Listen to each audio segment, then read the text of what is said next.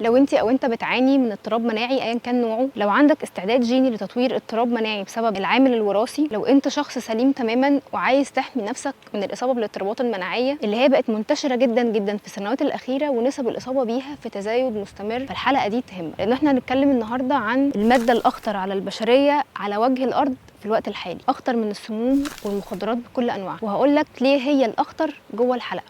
بنتكلم عن السكر خطر وتهديد حقيقي على الصحه العامه للانسان، ده اذا كان هو اصلا بيتمتع بصحه كويسه، لكن لو هو بيعاني من اضطراب مناعي او من مرض مزمن فهو في الحاله دي بيعتبر خطر مهدد للحياه. لما بنقول اقطاع السكر دي مش فزلكه ولا موضه عايزين نمشي وراها. تابعوا الحلقه علشان تعرفوا خطوره السكر على الجسم بشكل عام وجهاز المناعه بشكل خاص، وما تنسوش تعملوا لايك للحلقه، ولو انتوا اول مره تشوفوني ما تنسوش تعملوا سبسكرايب للقناه وتفعلوا جرس التنبيهات علشان توصلكم كل الحلقات الجديده. ويلا بينا نبتدي.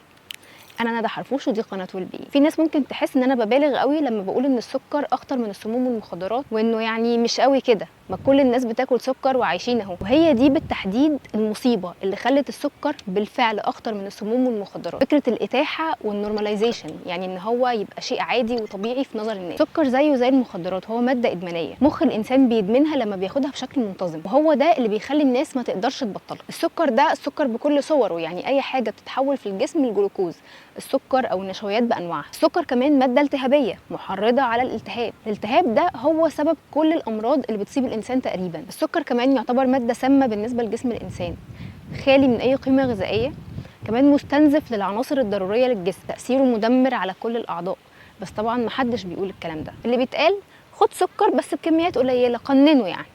ليه؟ لانه زي ما قلنا هو ماده ادمانيه ومتاحه ومتوفره وسعرها رخيص، فهو عارف ان هو لو قال لك اقطع سكر ونشويات هتقول له يفتح الله وهتسيبه وتمشي، لان مخك مش عايزك تبطل سكر اللي هو طعمه حلو وجميل وبيديك هرمونات سعاده ومتاح في كل مكان وسعره رخيص. طيب هو ليه في قبول مجتمعي كبير قوي كده للسكر واتاحه وتوفر بالشكل ده لو هو مدمر قوي كده؟ خليني اقول لك ان الموضوع مش صدفه. شركات الأغذية اللي بتنتج كل الأطعمة المعلبة والأطعمة المصنعة عارفة ودارسة كويس قوي تأثير السكر والنشويات على الدماغ، وبتحطه في منتجاتها بنسب وكميات دقيقة ومحسوبة جدا لسببين: أولا علشان تخليك تشتهي المنتج بتاعها ده طول الوقت، كل ما تروح السوبر ماركت تدور عليه تبقى عايز تشتريه. ثانيا علشان تقتلك بالبطيء مش بسرعة. أيوه بالظبط كده، لأن لو تأثيرها قاتل بشكل سريع هيبقى زي المخدرات بالظبط، الناس هترفضه وتنبذه لان هم في الحاله دي هيكونوا مدركين ان هو خطر ومهدد للحياه، لكن هم مش بيعملوا كده، هم عايزيننا موجودين وفي نفس الوقت مستنزفين، يسحبوا فلوسنا ومعاها صحتنا شويه شويه. المشكله ان كل المنتجات اللي موجوده في السوبر ماركت تقريبا فيها سكر ومواد تانية خطيره جدا، حتى المنتجات اللي مش مسكره برضه هتلاقي فيها سكر، فاللي هو انت ما تبقاش عارف اروح منهم فين. بقينا محاطين بالسم ده في كل مكان، هو ده اللي بيخليه فعلا اخطر من المخدرات، ان هو متاح واحنا تقريبا مجبرين ناخده، الا لو احنا بقى مركزين قوي في فكره ان احنا نبعد عنه ونتجنبه. ان هو كمان رخيص، ودايما متصدر لنا فكره انه البديل الصحي غالي، وانه طيب انا هاكل ايه لو قطعت السكر والنشويات، ومليون عقبه ومشكله، وكأن الانسان معاش قبل اختراع السكر والدقيق المعالج ده مئات الالاف من السنين وكان كويس وكانت صحته زي الفل. الامراض المزمنه والاضطرابات المناعيه حصل طفره كبيره جدا في نسب الاصابه بيها في ال10 سنين الاخيره، الاصابه بيها بقت اكتر بكتير، وده حصل بالتزامن مع انتشار ثقافه الجانك فود والاكل السريع. من 50 سنه فاتت ما كانش السكر ماده رخيصه ومتوفره في كل البيوت زي دلوقتي، وعلشان كده كانت الامراض اقل بكتير. لما بنتكلم عن انه اصحاب الاضطرابات المناعيه اللي انا شخصيا كنت واحده منهم، ربنا يشفيهم جميعا يا رب، لازم يمتنعوا تماما عن اكل السكر والنشويات، الاقي بعض الشخصيات بمنتهى الاستهتار والاستهانه تدخل تكتب في الكومنتس انه طب ما نروح نموت احسن، او انتوا عايزين تموتوا الناس من الجوع، كرهتوا الناس في عيشتهم. اللي بيكتب الكلام ده للاسف هو مش مدرك خطوره اللي هو بيعمله. هنتكلم دلوقتي عن خطوره السكر على اصحاب الاضطرابات المناعيه، بس المشكله انه الشخص ده بيصدر مفهوم انه السكر ده شيء اساسي وافضلوا خدوه حتى لو انتوا عندكم مشاكل صحيه، وما تسمعوش كلام الناس اللي بتأفور دي. الكلام ده مش بيساعد اي حد، بالعكس ده كلام خطير جدا في الحالات اللي زي دي. تعالوا اقول لكم ليه السكر خطر قوي كده. السكر خطر لان هو ماده التهابيه، ماده ادمانيه، ماده سامه بالنسبه للانسان. ازاي؟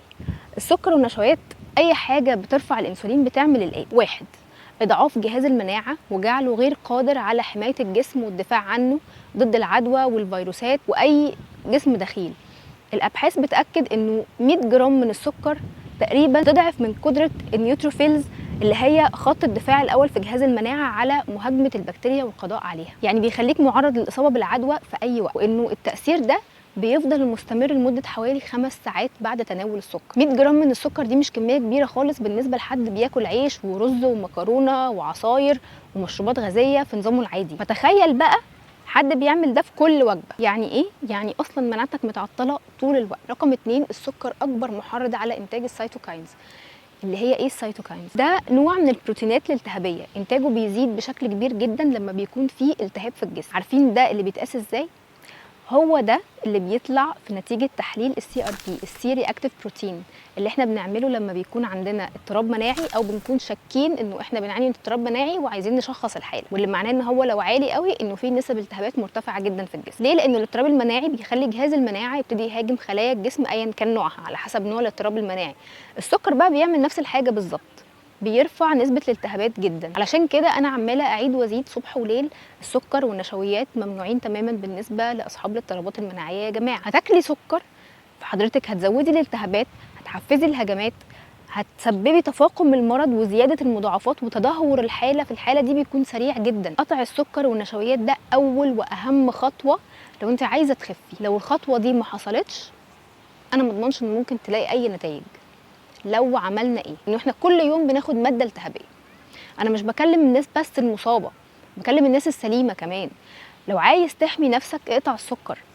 نسب الالتهاب لما بتكون مرتفعه جدا في الجسم باستمرار، وتشيز اللي بيحصل طول الوقت لو احنا بناكل سكر، ده ممكن جدا يتسبب في تطوير اضطراب مناعي. كل الناس اللي بقى يجيلها روماتويد وذئبه وهاشيموتو دي مش صدفه ولا من غير سبب، ده بيحصل بسبب العادات الغذائيه الغلط وحاجات تانية كتير جنبها. المشكله انه مفيش مقدمات، انت فجأة بتكتشف انه انا جالي كذا، فالموضوع فعلا ما يستاهلش المجازفه دي. رقم 3، لما بقول للناس خلوا بالكم من عاداتكم الغذائيه علشان تحموا نفسكم، دي كمان مش مبالغه. انا سايبه لكم في الديسكربشن لينكات دراسات علميه بتاكد كل كلمه انا بقولها. هسيب لكم كمان لينك دراسه بتقول ايه بقى، بتقول انه تناول المشروبات الغازيه زي البيبسي والكوكاكولا وغيرهم تتسبب بشكل مباشر في الاصابه بالاضطرابات المناعيه زي التهاب المفاصل الروماتويدي مثلا، خاصه عند السيدات، وده مرتبط باحتوائها على كميات كبيره جدا جدا من السكر. حد هيقول لي خلاص اخدها بقى دايت كده ما فيهاش سكر. هي ما فيهاش سكر ايوه، بس فيها اسبرتام. اسبرتام ده كارثه ثانيه خالص. اسبرتام يعني كبد دهني، يعني مقاومه انسولين، يعني عمليات اكسده اضعاف الطبيعي. عمليات الاكسده دي من اهم العوامل المسببه للاصابه بالسرطانات، ربنا يحمينا. صحتكم يا جماعه امانه في ايديكم، حافظوا على الامانه، ما تضيعوهاش علشان شويه كلام فارغ زي ما هو كل الناس بتاكل سكر ودقيقه اهي، يعني هي جت عليا انا، هو يعني الواحد هيعيش كام مره، خلينا ناكل ونتبسط. الكلام ده بيمرض وبيقتل. خليكوا اوعى من كده وخلوا عندكم اراده وقدره على الاختيار، مش الانسياق ورا الكلام اللي كل الناس بتقوله من غير ما نفكر هو الكلام ده صح ولا لا. السكر خطر كبير، احموا نفسكم منه. اتمنى تكونوا استفدتوا من الحلقه دي، ولو الحلقه دي عجبتكم ما تنسوش تعملوا لايك للفيديو وسبسكرايب للقناه على اليوتيوب، ما تنسوش تشاركوا الفيديو ده مع اي حد تحبوا ان المعلومات دي توصل له. ولو عندكم اي سؤال سيبوه لي في الكومنتس، ولو في اي موضوع حابين ان احنا نتكلم فيه سيبوه في الكومنت. ولو عايزين تاخدوا فكره عن البرامج العلاجيه هتلاقوا اللينك موجود في الديسكربشن. اشوفكم الفيديو الجاي. باي باي.